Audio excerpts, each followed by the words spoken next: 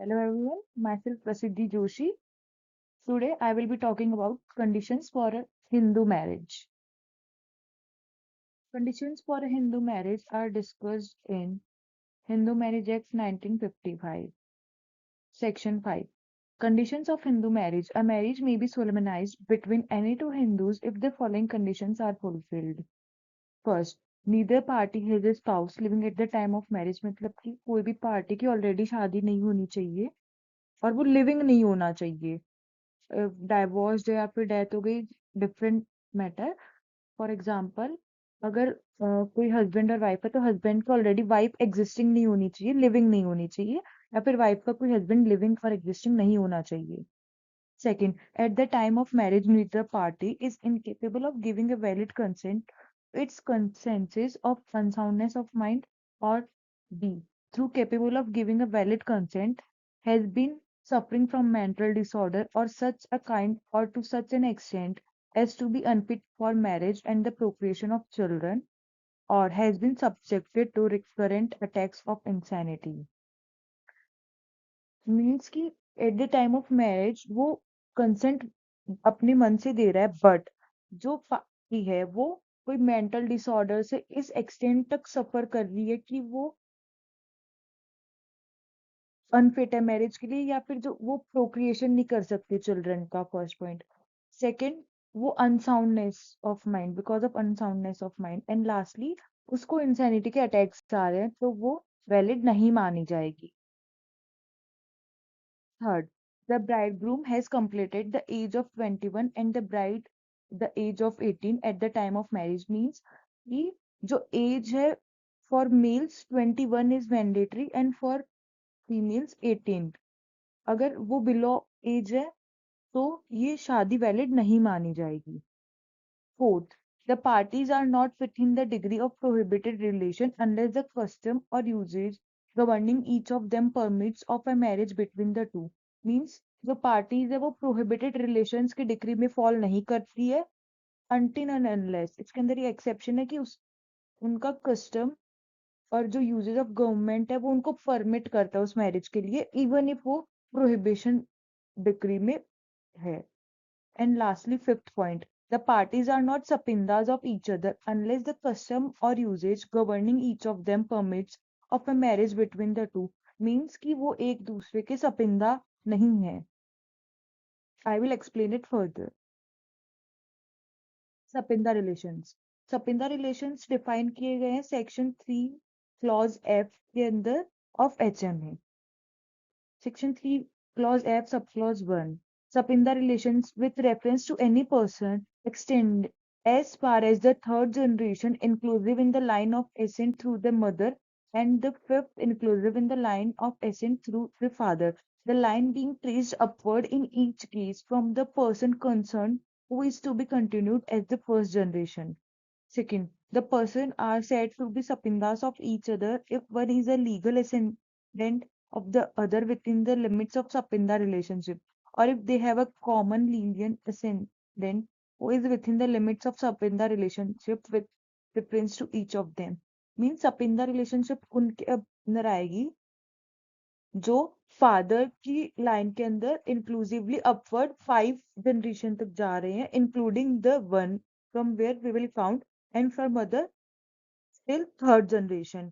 And अगर कोई जो पर्सन है जो उससे उसका लीनियर असेंडेंट है और जो लिमिट्स ऑफ सपिंदा रिलेशनशिप है वो कॉमन लीनियर असेंडेंट आ रहा है उन दोनों का, तो वो मैरिज नहीं कर सकते हैं।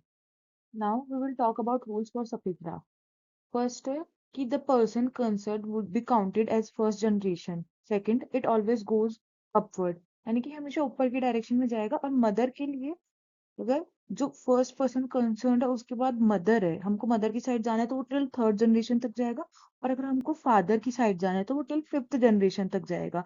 अगर मदर की साइड में कोई भी similar lenient ascendant third generation तक आ रहा है तो मैरिज नहीं हो सकती है। और अगर फादर की साइड में फिफ्थ जनरेशन तक आ रहा है तो वो मैरिज नहीं हो सकती है। Fifth, full half and uterine relationships. Means full blood means अगर आपके आपके फादर और मदर है, आप उनका कोई एक सन है, सन वन है, और उनको एक डॉटर वन हुई, तो वो मैरिज नहीं कर सकते हैं। And for half blood relationship means father की सेकंड मैरिज हुई आफ्टर डाइवोर्स, फादर को एक डॉटर हुई, daughter two from that second marriage. तो आपका सन 1 का और डॉटर 2 जो सेकंड मैरिज से हुई, उनका रिलेशनशिप हो गया हाफ ब्लड रिलेशनशिप। ये लोग भी मैरिज नहीं कर सकते। And now uterine blood relationship. Uterine blood relationships वो होते हैं जब डाइवोर्स या सेपरेशन के बाद में जब मदर की मैरिज हुई, सेकंड मैरिज, और उस सेकंड मैरिज से जब मदर को कोई चिल्ड्रन हुआ, तो वो फर्स्ट मैरिज से यानी कि जो चिल्ड्रन हुआ था सन 1, और जो सेकंड मैरिज मदर की सेकंड मैरिज से जो उनको डॉटर हुई, तो वो लोग मैरिज नहीं कर सकते क्योंकि वो यूटेराइन ब्लड रिलेटेड है। मीन्स उनकी मदर सेम है बट फादर डिफरेंट है। And this half blood and full blood relationships are discussed in section 3 subclause C of HMA, and uterine relationship is discussed in section 3 subclause D of HMA. And also legitimate and illegitimate relationships, अगर ये matter नहीं करता कि आपका relationship जो किसी भी तरीके से कंसर्न हो रहा है वो लेजिटिमेट है या इलेजिटिमेट है, आप फिर भी शादी नहीं कर सकते अगर सपिंदा में फॉल कर रहे हैं तो। एंड लास्टली, ब्लड रिलेटेड है तो नहीं कर सकते ऑब्वियसली सपिंदा में। और बट अडॉप्टेड भी है, अगर कोई चाइल्ड आपके फादर ने या किसी ने अडॉप्ट किया तो भी आप उससे मैरिज नहीं कर सकते अगर वो सपिंदा में फॉल कर रहा है। Now landmark cases for sapinda is Neetu Grover versus Gagan Grover. बहुत रीसेंट का केस है 2023 का, जो दिल्ली हाई कोर्ट में हुआ, इसका जजमेंट आया था। इसके अंदर गगन ग्रोवर ने अपना एक चार्ट प्रेजेंट किया था कोर्ट के अंदर, जिसमें ये प्रूफ हो गया था कि जो इनका फोर्थ जनरेशन है वो कॉमन निकले थे इंसेस्टर्स के, जिस वजह से ये लोग सपिंदा की डिग्री में फॉल कर रहे थे और ये शादी वॉइड डिक्लेयर हो गई थी अंडर सेक्शन 11 ऑफ HMA। और इसके बाद में नीतू ग्रोवर ने दिल्ली हाई कोर्ट में रिसेंटली एक रिट पिटीशन फाइल किया था अंडर आर्टिकल 226, जिसके अंदर इसने कॉन्स्टिट्यूशनल वैलिडिटी को चैलेंज किया था इस HMA के आर्टिकल को, क्योंकि ये बोलते हुए कि ये उसके फंडामेंटल राइट्स को वायलेट कर रहा है, बट कोर्ट ने इस अपील को डिसमिस कर दिया था। Now we will talk about degree of prohibited relations. ये section 3 subclause G के अंदर defined है HMA के अंदर।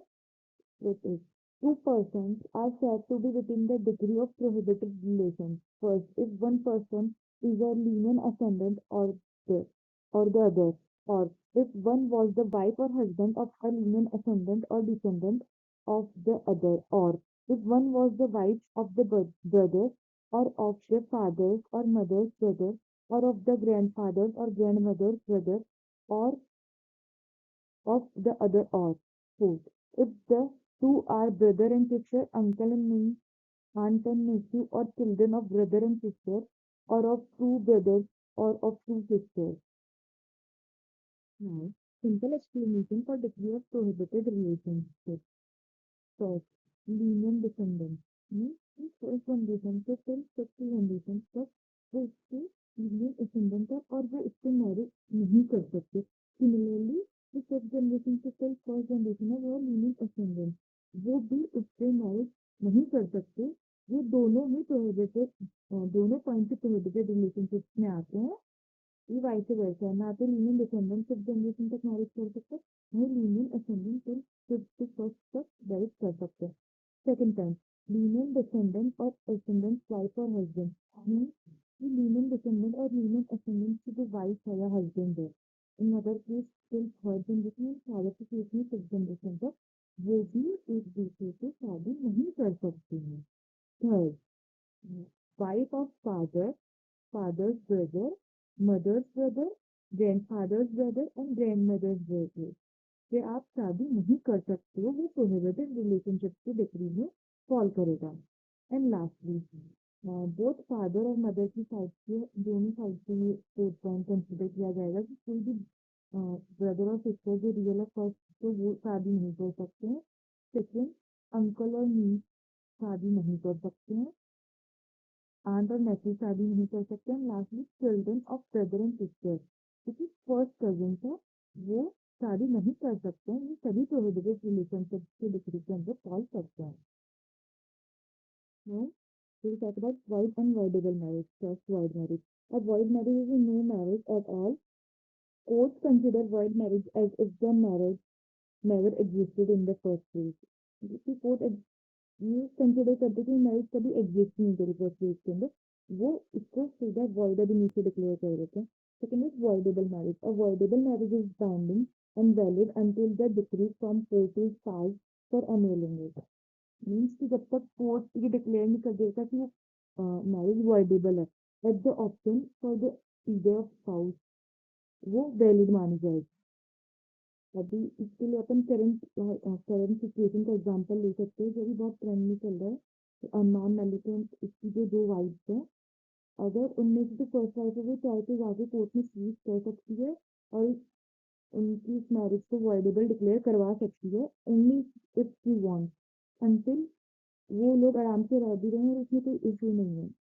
ना ये जो हम वॉइड मैरिज है वो सेक्शन 11 के अंदर डिस्कस की गई है एचएमए के अंदर, एंड वॉइडेबल मैरिज सेक्शन 12 के अंदर डिस्कस की गई है. और कंडीशन ऑफ हिंदी मैरिज जो हमने पढ़ी, उसके अंदर कौन से पॉइंट है जो वॉइड मैरिज के अंदर फॉल करते हैं, कौन से वॉइडेबल के अंदर फॉल करते हैं, ये हम देखेंगे और उनकी क्या पनिशमेंट आई विल टेल रहा हूँ. First, void marriage will be. First is neither party has a spouse living at the time of marriage. Means कि कोई भी spouse नहीं होना चाहिए. बाइगेमी अगर फिर भी कोई परफॉर्म करता है तो वो void marriage में फॉल होगी. और जो उसकी पनिशमेंट है वो बीएनएस के सेक्शन 82 सबक्लॉज 1 और 2 सबक्लॉज 2 के अंदर डिस्क्राइब्ड है.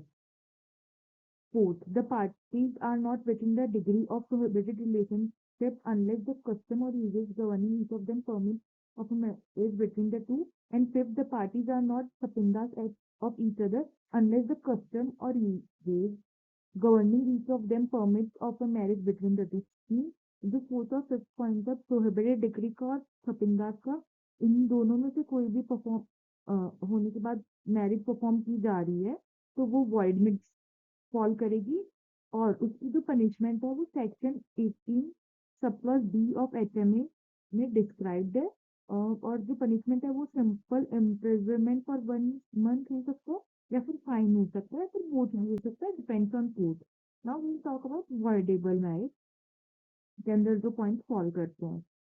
Second one, at the time of marriage, neither party is incapable of giving a valid consent to it, and consensus of unsoundness of mind or being too capable of giving a valid consent has been suffering from mental disorder of such a kind or to such an extent as to be unfit for marriage and the creation of children, or has been subject to recurrent attacks of insanity. Means in point में से कोई भी उसके अंदर वो fall कर रहा है तो वो मैरिज वॉइडेबल कंसिडर की जाएगी if the other spouse is okay and ready to accept even after knowing this point, then this marriage can be considered valid. Now, and for this second point, there is no punishment. Now, the last one, the bridegroom has completed the age of 21 and the bride must have completed the age of 18 at the time of marriage. If नहीं की है तो वो voidable होगी.